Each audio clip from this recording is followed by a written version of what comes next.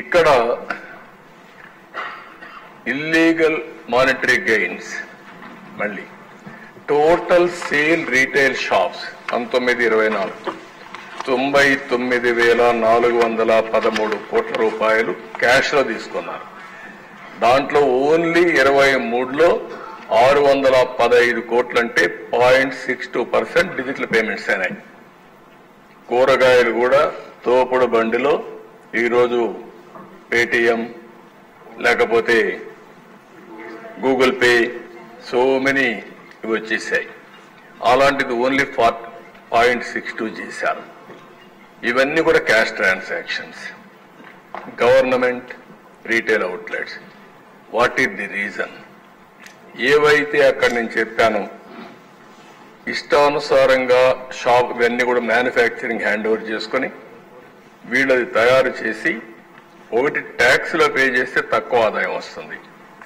16% మాత్రం దీంట్లో మీరు చూసినప్పుడు ఒక మ్యానుఫ్యాక్చరింగ్ కాస్ట్ 16% ప్రైజింగ్ లో మా వాళ్ళు తయారు చేశారు.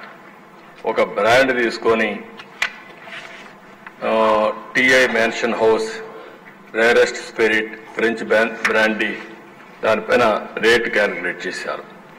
220 రూపాయలు అమ్మేదానికి 16% ఖర్చు అవుతుంది. బేసిక్ ఖర్చు డెస్టిలేషన్ జరిగేది 16%.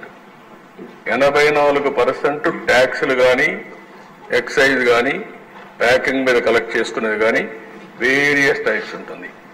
అంటే అందులో 99,000 కోట్ల రూపాయల్లో ఎంత ఎన్డీపీఎల్ వెళ్ళిందో దాన్ని బట్టి 86% ప్రాఫిట్ వస్తుంది.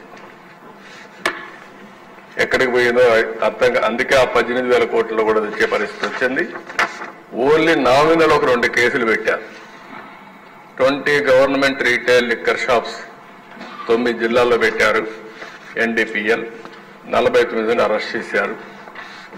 అది ఒక నా ఉద్దేశం అయితే మనం చాలాసార్లు వెళ్ళాం, బిల్లు అడిగాం, లేకపోతే ఇంకోటి చేశాం.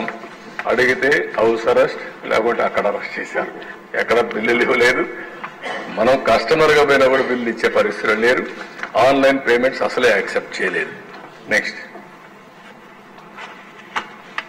ఇక్కడ this is also important slide for all of us.